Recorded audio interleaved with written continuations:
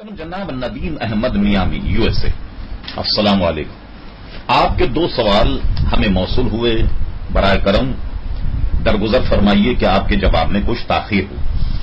آپ نے ارشاد فرمایا کہ میں نے فرمایا کہ وہابی کے پیچھے نماز نہیں ہوتی، میں ان قریب حج کے لیے جاؤں گا تو وہاں پر میری نمازوں اور حج کا کیا ہوگا؟ سب سے پہلے آپ یہ ذہن میں رکھیے کہ جب آپ حج کرنے کے لیے جائیں اور آپ نے اپنے ذہن کو یہ تیار کر لیا ہے کہ وہابی کے پیچھے نماز نہیں ہوتی، تو آپ حرم شریف میں ایسے وقت میں جائیے کہ جب وہاں جماعت ہو جائے۔ مثال کے طور پر سعودی عرب میں حرم شریف میں نماز فرض بہت پہلے وقت میں پڑھ لی جاتی، لہذا آپ ذرا تاخیر سے جائیے تاکہ ان کی نماز ہو جائے۔ اسی طریقے سے جب وہ ظہر کی نماز پڑھ لیں تو آپ اپنی جا کر کے ظہر کی نماز پڑھیے، جب وہ عصر کی نماز پڑھ لیں تو آپ اپنی عصر کی نماز پڑھیے، غرض کہ جب ان کی جماعت ختم ہو جائے تو آپ اپنی نماز جو ہے وہ ادا کر سکتے۔ آپ نے یہ پوچھا کہ حج کے لیے جاؤں گا تو وہاں میری نماز اور حج کا کیا بنے گا؟ دیکھیں، نمازوں کا تو میں نے آپ کو بتا دیا کہ اس طریقے سے آپ اپنی نمازوں کو ترتیب دیں کہ ان کی نماز باجماعت کے بعد آپ جائیں۔ حج کا جہاں تک مسئلہ ہے، یہ لوگوں میں بڑی غلط فہمی ہے کہ حج بھی کسی قسم کی نماز ہوتی ہوگی جو ان کے پیچھے ادا کی جاتی۔ حج تو اصل میں عرفات میں ٹھہرنے کا نام، مزدلفہ میں اور مینا میں ٹھہرنے کا نام، اور بیت اللہ شریف کا طواف اور صفا مروہ کی سعی حالت احرام میں نیت کے ساتھ بجا لانے کو حج کہتے، نہ کہ ان کے پیچھے نماز پڑھنے کا نام حج ہے۔ اس لیے آپ کی نمازیں بھی ہو جائیں گی، حج بھی ہو جائے۔ دوسرا سوال آپ نے یہ کیا کہ اہل تشیع ماتم کے حق میں دلیل دیتے ہیں کہ حضرت اویس قرنی رضی اللہ عنہ نے بھی نبی کریم صلی اللہ علیہ وسلم کی محبت میں اپنے دانت شہید کیے۔ سوال تو آپ کا بڑا مختصر ہے لیکن جواب بڑا طویل، یہی وجہ تھی کہ یہ سوال جو ہے آپ کا مؤخر رہا۔ اب میں اس کی تھوڑی سی ڈیٹیل بتاتا ہوں۔ سرے سے یہ روایت ہی غلط ہے کہ حضرت اویس قرنی رضی اللہ عنہ کو جب یہ معلوم ہوا کہ نبی کریم صلی اللہ تعالی علیہ وسلم کے غزوہ احد میں دندان مبارکہ شہید ہو گئے تو حضرت اویس قرنی نے اپنے سارے دانت اس اعتبار سے توڑ لیے کہ شاید یہ دانت ٹوٹا ہوگا، یہ دانت ٹوٹا ہوگا، یہ دانت ٹوٹا ہوگا، نتیجتاً سارے دانت جو ہیں وہ حضور علیہ السلام نے توڑ لی۔ چونکہ حضور علیہ السلام کی محبت میں حضرت اویس قرنی رضی اللہ عنہ نے پتھر سے اپنے دانتوں کو توڑ لیا، اور اس گمان میں کہ شاید یہ ٹوٹا ہوگا، یہ ٹوٹا ہوگا، یہ ٹوٹا ہوگا، یہ گمان، چونکہ انہیں یہ بات نہیں پہنچی تھی کہ نبی کریم علیہ السلام کا کون سا دانت ٹوٹا، جیسا کہ بیان کیا جاتا۔ محترم جناب، آپ کو جس نے بھی یہ بتایا ندیم احمد صاحب کہ حضرت اویس قرنی نے ایسا کیا، اول تو یہ روایت سرے سے صحیح نہیں، ایک بات آپ کے ذہن میں رہے۔ دوسری بات یہ ہے کہ حضرت اویس قرنی کے متعلق یہ بات منسوب کی جاتی ہے کہ غزوہ احد کو نبی کریم علیہ السلام کے دانت ٹوٹے، تو آپ کے ذہن میں رہے کہ غزوہ احد میں نبی کریم صلی اللہ علیہ وسلم کے ہرگز دانت نہیں ٹوٹے، یہ آپ کے ذہن میں رہے۔ البتہ یہ ہوا کہ آپ کے چہرے انور پر ایک پتھر لگا جس سے آپ کی دانت کا ایک نوک جو تھی وہ جھڑی، نہ کہ پورے دانت ٹوٹ گئے۔ پھر دیکھیے، آپ بڑے ٹیکنیکل انداز میں سمجھنے کی کوشش کریں کہ نبی کریم صلی اللہ علیہ وسلم کے اگر دانت ٹوٹ جائیں، کسی آدمی کے سامنے کے دانت اگر ٹوٹ جائیں تو وہ قرآن مجید فرقان حمید کو صحیح نہیں پڑھ پاتا۔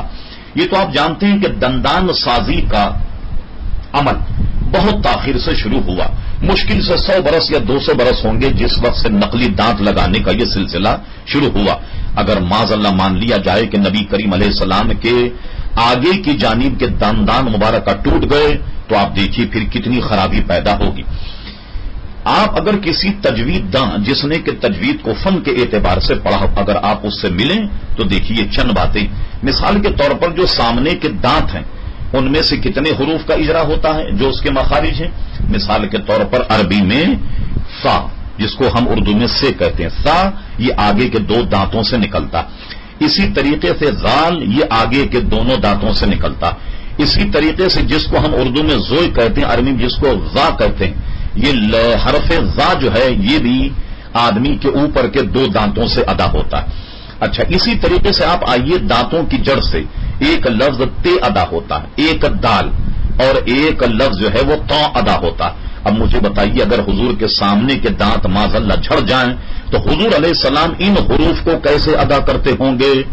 جس کا منطقی نتیجہ یہ نکلے گا کہ جو صاحب قرآن ہیں، جن پر قرآن مجید فرقان حمید نازل ہوا، اگر وہی قرآن کو صحیح نہ پڑھ پائیں تو مجھے بتائیے امت میں وہ کون فرد ہے جو نبی کریم علیہ السلام کے سامنے پھر قرآن کو صحیح پڑھ پائے گا؟ اگر حضور کے دندان مبارکہ شہید ہو گئے اور اس کو اگر مان لیا جائے تو سب سے بڑی خرابی یہ پیدا ہوگی کہ حضور علیہ الصلوۃ والسلام کے تلاوت قرآن مجید فرقان حمید میں یقیناً سقم رہ جاتا ہوگا، اور یہ بات عقل اور نقل کے خلاف۔ یہی وجہ ہے کہ حضرت حسان ابن ثابت رضی اللہ عنہ نے کیا عمدہ بات کہی۔ سب سے پہلے آپ یہ سمجھ لیں کہ آگے کے دانتوں کا جھڑنا یہ عیب ہے، اور حضور علیہ الصلوۃ والسلام کی ذات عیبوں سے پاک۔ اور حدیث شریف میں حضرت حسان ابن ثابت کے ان اشعار کو نقل کیا گیا۔ اشعار تو بہت ہیں لیکن ان میں ایک شعر یہ ہے کہ حضرت حسان نے حضور کی موجودگی میں کہا، خلقت مبرئا من کل عیب، یا رسول اللہ صلی اللہ علیہ وسلم، اللہ تبارک و تعالی نے آپ کو تمام عیبوں سے، تمام نقص اور برائیوں سے مبرہ اور منزہ پیدا کیا، یعنی تمام عیبوں سے پاک پیدا کیا۔ اور اس کے بعد دوسرے مصر ثانی میں کہتے ہیں کأنک قد خلقت کما تشاء، اللہ تعالیٰ نے آپ کو ویسا بنایا جیسا آپ نے چاہا۔ اب حضور علیہ السلام کی ذات جو ہے وہ بے عیب ہے، اس لیے یہ واقعہ ہمارے نزدیک درست نہیں۔ اب آئیے عقل و خرد کو کام میں لاتے ہوئے آپ دیکھیے، کیا یہ آدمی کے لیے ممکن ہے کہ وہ اپنے ہاتھ سے پتھر لے کر اپنے 3200 دانت توڑ لے؟ یہ ہرگز عقل اس کو نہیں مانے گی، اس لیے یہ روایت درست نہیں۔ اچھا، اب ایک لطیفہ میں آپ کو سناتا ہوں۔ شیعہ حضرات اپنے ماتم کرنے کے جواز میں حضرت اویس قرنی رضی اللہ عنہ کا یہ واقعہ پیش کرتے کہ انہوں نے عشق میں اتنا مگن ہو کر، سرشار ہو کر 3200 دانت یوں توڑے کہ شاید یہ ٹوٹا ہو، شاید یہ ٹوٹا، اس لیے انہوں نے توڑ لی۔ اور شیعہ حضرات کا یہ کہنا ہے کہ ہم پورے بدن پر جب ماتم کرتے ہیں تو ہمارا نظریہ ہوتا ہے کہ شاید امام حسین کے یہاں لگا ہوگا، شاید یہاں لگا ہوگا، شاید یہاں لگا ہوگا۔ تو دیکھیے کہیں لگنے میں تو تردد ہے۔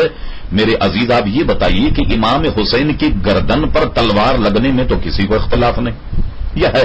مجھے بتائیے کہ امام حسین کی گردن پر تلوار لگی، اگر شیعہ حضرات امام حسین کی محبت میں سرشار ہیں تو پہلے اپنی گردن پر تلوار ماریں، اور انشاءاللہ ہم کچھ نہیں کہیں گے، ہم آپ کو یقین دلاتے ہیں۔